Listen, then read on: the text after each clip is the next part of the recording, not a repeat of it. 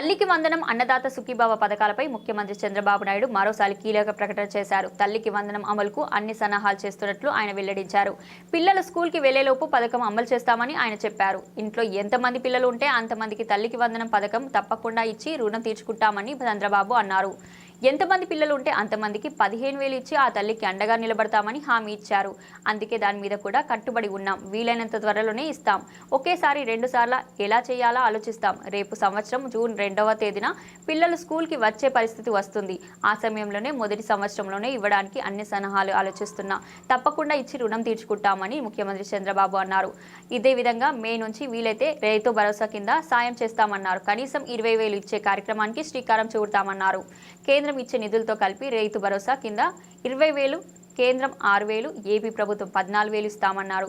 చంద్రబాబు అన్నమయ్య జిల్లా సంబేపల్లిలో ముఖ్యమంత్రి చంద్రబాబు పర్యటించారు. అందుకే దాని మీద కూడా కట్టుబడి ఉన్నాం.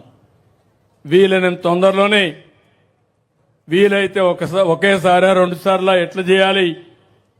రేపు సంవత్సరం మళ్ళా జూన్ 2వ తారీఖున పిల్లలందరూ కూడా స్కూల్కి వచ్చే పరిస్థితికి వస్తుంది. ఆ సమయం లోపలనే మొదటి సంవత్సరంలోనే దీనికి ఇవ్వడానికి నేను అన్ని సన్నాహాలు ఆలోచిస్తున్నా. తప్పకుండా ఇచ్చి రుణం తీర్చుకుంటాం. అదే మాదిరిగా మే నుంచి వీలైతే రైతు భరోసా కింద కూడా ఇప్పుడు 20,000 రూపాయలు ఉంది. కేంద్రం 6,000 ఇస్తుంది. మనం 14,000 రూపాయలు ఇవ్వాలి. వాళ్ళు ఇంకా ఎక్కువ ఇస్తే మనకు ఉపయోగపడుతుంది. కానీ వాళ్ళు ఇవ్వకపోయినా కనీసం 20,000 ఇచ్చే కార్యక్రమానికి శ్రీకారం చుడతాం.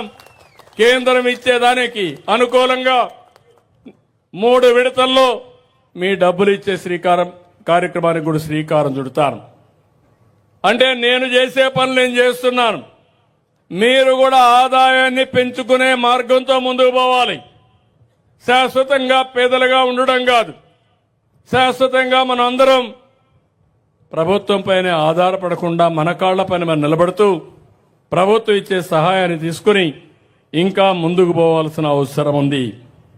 ఇంకో పక్కన మీరు చూస్తే మొన్ననే 6,700 కోట్లు రిలీజ్ చేశాం. వీళ్ళందరిలో విద్యార్థులకైతే 1,000 కోట్లు బకాయిలు పెట్టిపోతే వాళ్ళకి ఆ స్కాలర్షిప్లు ఇచ్చాం. ప్రభుత్వ ఉద్యోగులకు జీతాలు అవన్నీ కూడా ప్రావిడెంట్ ఫండ్ అవన్నీ ఇచ్చాం. పోలీసులకు, చిరు వ్యాపారస్తులకు, చిన్న చిన్న కాంట్రాక్టర్లకి 6,700 కోట్లు ఇచ్చాం.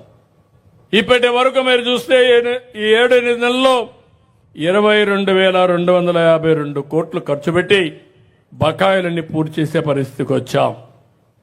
పంచాయతీలో డబ్బులు లేకపోతే దాన్ని కూడా ఎక్కడికక్కడ ఇచ్చి ముందుకు పోయాం.